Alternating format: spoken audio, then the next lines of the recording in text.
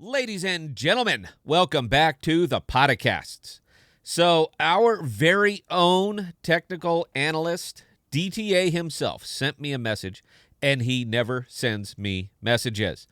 Where's the love, babe? I'm just saying. He is emotionally aroused about something he is seeing in Skale right now. If you've seen our show, you know that he and I see the market differently, not from a value standpoint. We're pretty closely aligned on that, but from how that value will be achieved. He presents from a technical aspect. I present from a fundamental aspect. However you get there, doesn't matter as long as you get there. Anyway, I've been a fan of Skale for a long time.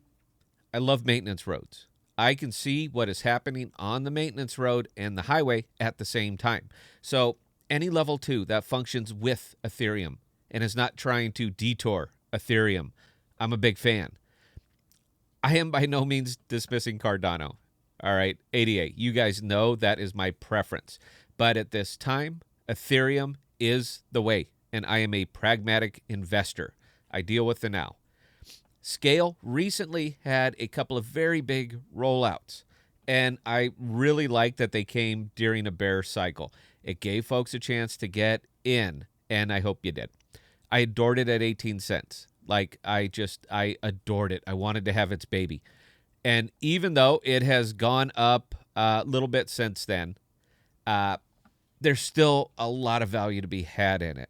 So why is DTA excited about the short future on this one, and why am I excited about the long term of this one?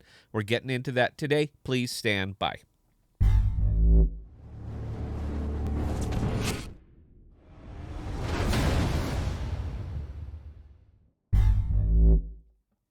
The current nature of blockchain is one size fits all, one chain fits all. In April, Skale rolled out Denali, which changed that thinking. Much like Docker has allowed for easily customizable but massively scalable cloud services, the same is now true for chain services. Chain services can now be independent, sharing the same pool of validators and inheriting the same security and transaction fidelity guarantees, but doing so with app-specific chains that use independently allocated resources. This fundamental shift in how chains are provisioned and deployed and the multi-chain nature of the Skale network is one of the reasons the Skale network is going to continue to grow. But like everything else having to do with Skale, they roll it out slowly, methodically. They have the vision for what they want it to do, and the teams, lots of teams, they get to work on it. This is pretty big, and I get that it's developer stuff and it's not very exciting, but part of what I do is simply tell you how I see the crypto landscape, and right now that landscape is cluttered. If you haven't noticed in the last week or so, gas fees, they're a little pricey. They're up there. If it moves through Ethereum, you pay the tolls. Now, there are several well-known blue chip level 2 companies working on this. I just don't feel that they have the vision that Skale has. They are doing their damnedest to cut Ethereum out. Skale is just working to make Ethereum better, more modular, scalable. I love all of these things. Now, what Denali did was to bring multi-chain to Ethereum and gave Skale a modular architecture, allowing for flexible and modular inclusion of native as well as third-party chain services, including file storage, interchain messaging, oracles, rollups, and more. Also, noteworthy in the release was the introduction of high-performance app-specific Skale chains, which means that each dApp and protocol can run on their own EVM-compatible chains that are isolated from other network traffic, but inherit the security of the network as well as the security of the Ethereum mainnet. They operate on the maintenance road. There's just a lot less traffic there. The release allows for zero gas transactions. fast finality, interoperability with even more of the Ethereum ecosystem, and app-specific chain deployment. I've chimed in on Scale a couple of times on our channel. Never got a lot of traction, but you know what? I'm glad some folks watched the videos.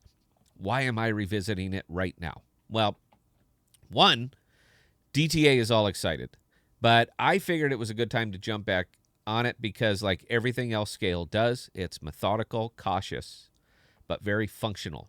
It takes the rest of the crypto world a bit to figure out just what the hell they did. The crypto world is starting to figure out what they did.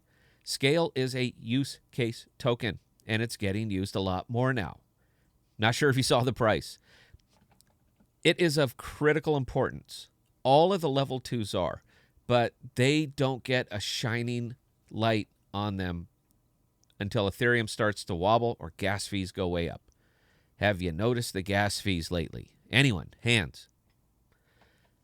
Scale also, very recently, like 10 days ago, rolled out the Scale IMA Bridge, showing that the process of security, transfer speed, preservation of custody, yes, I know I said that twice. It's kind of a hot button for me.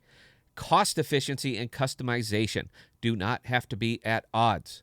Scale is highly expandable and customizable. IMA made it even better. Let me bottom line it. DTA is going to give you his TA on Thursday. Scale is one of those cryptos that people don't really look to until there is a problem. There is a problem on Ethereum. The miners do not like what is going on with the London fork, and the idea of capping their fees is sort of getting the natives restless. This isn't going to be an issue for the bulk of my folks who never really leave the exchanges. All right, this is a DEX DeFi thing. But for those of our viewers who drill down into this, read between the lines. Or hell, you know what? Just read. There's no between needed on this one. I get that there's a lot of competition in this space, but I don't pitch what I don't own, and I own Scale. I like what they are doing more and more every day. I believe in the project. I consider it a super solid investment. And if you are looking to pad out your holdings with the future blue chip, you know what? You can do worse. Ultimately, you can try and work with Ethereum, which is what we have. Or you can try and be the Ethereum killer. It looks great on a thumbnail, but that isn't going to happen. That's it for this one, folks. A little bit more drilling down, but you know what? Scale is sort of complex, and I have to do this in increments. I hope you enjoy. Live streams on Thursdays and Saturdays sometimes, and always at 1900 Central. Cheers.